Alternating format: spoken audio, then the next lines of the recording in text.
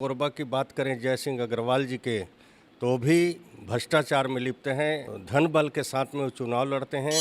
को जनता मूड बना चुकी है, पैसा देगा उसको खाएंगे और वोट कमल के फूल पर लगाएंगे। ये तो महापौर कहना ही नीचे नाम के महापौर हैं, झोला छाप महापौर हैं, झोला पकड़ के विधायक जी का घूमते हैं। मुकाबला तो कांग्रेस और भाजपा में रहेगा। छत्तीसगढ़ में आप पार्टी का भी किसी भी तरह से कोई जनाधार नहीं है।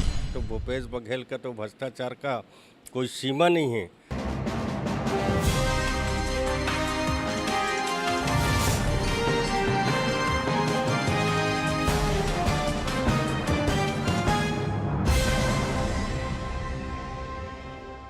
स्वागत है आपका NN24 न्यूज़ में। मैं हूं ओम प्रकाश और आज हम अपने विशेष कार्यक्रम छत्तीसगढ़ विधानसभा चुनाव 2023 के विशेष स्वागत करते हैं। हमारे बीच हैं लखनलाल देवांगन जी, जो कि भाजपा के प्रथम सूची के कोरबा विधानसभा क्षेत्र के प्रत्याशी हैं। आप पूर्व महापौर रह चुके हैं, कटघोरा से विधायक रहे हैं, लेकिन इस बार पार्टी ने इन्हें कोरबा विधानसभा का जिम्मेदारी दिया है। आइए जानते हैं कि भाजपा ने कल जो विधानसभा चुनाव का आगाज़ किया है परिवर्तन यात्रा के माध्यम से, क्या कुछ रहा और आगे क्या रणनीति रहेगी देवांगन जी की कोरबा विधानसभा क्षेत्र को लेकर। आइए जानते हैं। बहुत बहुत स्वागत है आपका लखनलाल जी। कल परिवर्तन यात्रा की शुरुआत की गई है भाजपा द्वारा ऑफिशियली, तो प्रदेश में किन मुद्दों को लेकर भाजपा इस बार चुनाव लड़ रही है और क्या क्या कारण मुख्य रहेंगे उद्देश्य? भारतीय जनता पार्टी ने जो परिवर्तन यात्रा निकाला है, इसका बहुत असर पड़ेगा और पूरे छत्तीसगढ़ में कांग्रेस की जो भ्रष्टाचार का काम चल रहा है, खेल चल रहा है, जन जन तक पहुंचेगा। क्योंकि चाहे कोयला में भ्रष्टाचार हो, दलाली हो, शराब में दलाली हो, खनिज न्यास में दलाली हो, गोठान में दलाली हो, गोबर में दलाली हो, चावल में दलाली हो, निर्माण कार्य हो रहे हैं, उसमें भी 35 से 40% कमीशन खोरी कांग्रेस के सरकार के द्वारा किया जा रहा है। और निश्चित तौर पर आज आप देख रहे होंगे कि भूपेश बघेल जब ईडी का छापा पड़ता है, अगर वो दोषी नहीं है तो कोई उनके मन में झिल्लाहटपन आ जाती है। और इस तरह से भूपेश बघेल सरकार, उनके पूरे मंत्रिमंडल, उनके विधायक सब लोग भ्रष्टाचार में लिप्त हैं। अगर हम कोरबा की बात करें जय सिंह अग्रवाल जी के, तो भी भ्रष्टाचार में लिप्त हैं। यहाँ तक कि अभी 15 साल के कार्यकाल में उन्होंने विकास का तो काम नहीं कर पाए। धन बल के साथ में वो चुनाव लड़ते हैं और कई हज़ार एकड़ ज़मीन अपना खरीद लिए। ये सब पैसा भ्रष्टाचार का पैसा है। अजय जय सिंह अग्रवाल कहा जाए अजय, क्योंकि 15 साल से वो कोरबा विधानसभा में विजयी होते आ रहे हैं और पार्टी ने इस बार आपको कोरबा विधानसभा सीट की जिम्मेदारी दी है।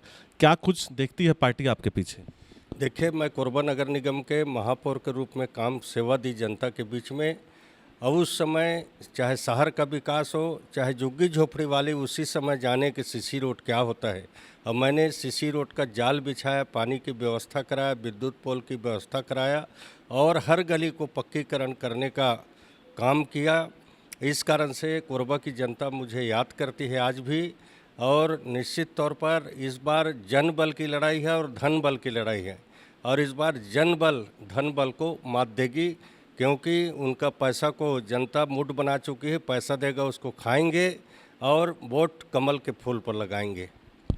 कोरबा में अगर देखा जाए लखन जी, तो क्या आप देखते हैं कि विकास हुआ कि नहीं हुआ पिछले 15 सालों में? देखिए, कोरबा में नगर निगम में हम लोग महापौर थे तो विकास किए थे। उसके बाद में अभी जो वर्तमान विधायक जी हैं, उनके श्रीमती जी महापौर थी। अभी तो महापौर कहना ही नीचे नाम के महापौर हैं, झोला छाप महापौर हैं, झोला पकड़ के विधायक जी का घूमते हैं। अब वो क्या काम करा सकेंगे? और विधायक जी का बात अगर रहे तो कोरबा में खाली लोगों को धूल राखड़ यही मिला है। राखड़ से कमीशन खाया जाता है विधायक के द्वारा हर उद्योग से, और जगह जगह कोरबा में राखड़ पाटा जा रहा है। और जो हम लोग सीसी रोड का निर्माण कराए थे, सड़क का निर्माण कराए थे, आजकल उसका रिपेयरिंग के लिए हम लोग उस समय 8 लाख 4 लाख में सीसी रोड जो निर्माण कराए थे, उसका 40 लाख 50 लाख रिपेयरिंग के लिए टेंडर निकाला जाता है।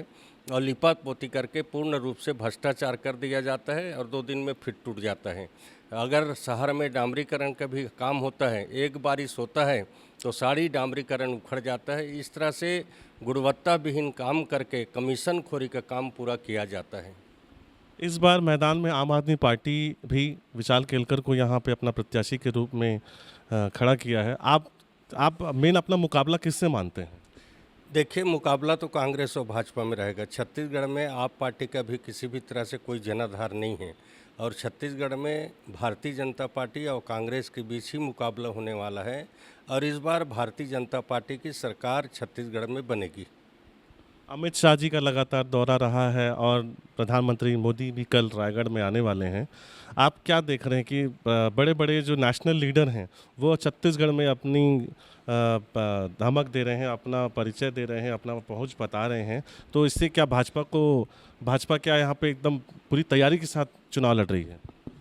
देखिए, हर पार्टी अपने तैयारी के साथ में चुनाव लड़ती है और जो बड़े नेताओं का आगमन हो रहा है, जैसे हमारे देश के माननीय प्रधानमंत्री छत्तीसगढ़ आते हैं तो बड़े बड़े प्रोजेक्ट लेकर आते हैं, बड़े बड़े छत्तीसगढ़ को सौगात देकर जाते हैं और आम सभा भी करते हैं, कार्यकर्ताओं से मिलते हैं, जुलते हैं।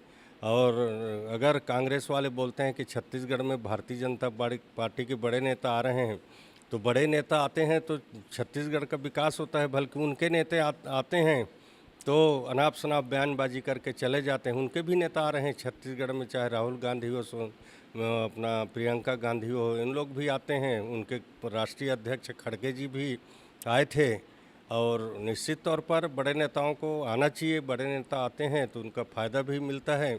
हमारे देश के प्रधानमंत्री जी आते हैं, अमित शाह जी आते हैं, तो इसका छत्तीसगढ़ वासियों को बहुत बड़ा लाभ होता है। कल बहुत बड़ा रेलवे का और रायगढ़ आ रहे हैं तो एनटीपीसी जैसे इस बिजली का सौगात देंगे, ये हम सब के लिए गौरव की बात है। लखन जी, एक बात किया जाए, भारत और इंडिया जो एक अभी विवाद छिड़ा हुआ है कि पूरे देश की जितनी पार्टियां हैं वो एकजुट होकर बीजेपी को लोकसभा में घेरना चाह रही हैं, तो यहाँ भी कुछ क्षेत्रीय पार्टी हैं, क्या उसका भी कुछ इम्पैक्ट आपको लगता है कि यहाँ के चुनाव में पड़ेगा? देखिए, यहाँ छत्तीसगढ़ में उस टाइप का कोई बात नहीं है। उनका एकजुट होना खलबली में हो रहे हैं। सब लोग भ्रष्टाचारी हैं।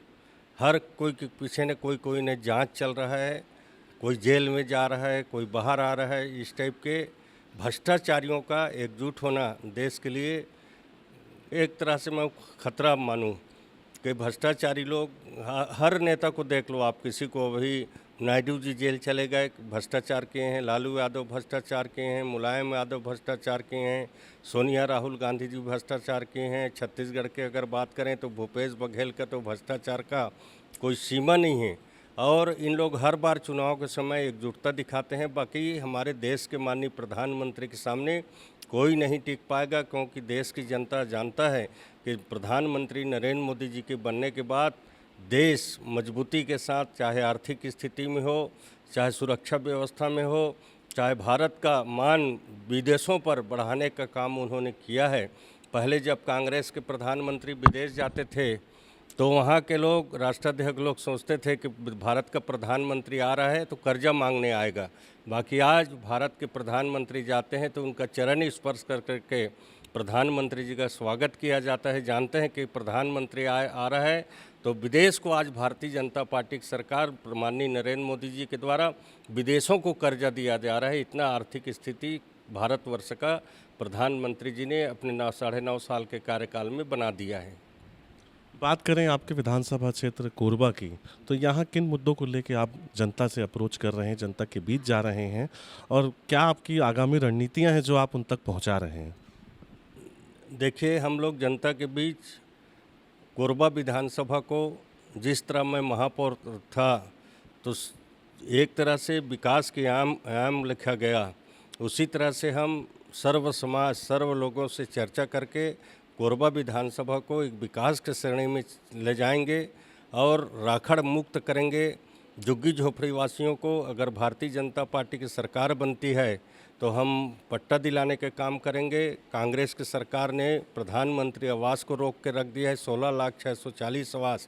हम हर गरीब का पक्का मकान बनाकर प्रधानमंत्री जी की जो सपना है उसको साकार करेंगे। गरीबों का सपना साकार होगा, उनको पक्का मकान मिलेगा और शहर का समग्र विकास करेंगे, सौंदर्यीकरण का काम करेंगे, अच्छा अच्छा गार्डन की व्यवस्था कराएंगे। और यहाँ जो राखड़ की बहुत बड़ी समस्या है, जगह जगह राखड़ पाटा जा रहा है, उसको कोरबा वासियों को मुक्ति दिलाने का काम करेंगे। नए नए और सड़कों का निर्माण कराएंगे, क्योंकि औद्योगिक नगरी है, भारी बड़े बड़े वाहन चलते हैं, तो शहर में वाहन ना घुसें, बाहर से ही प्रवेश हो, ऐसा व्यवस्था करने का प्रयास करेंगे और शहर वासियों को सर्व सुविधा युक्त बनाने का काम करेंगे।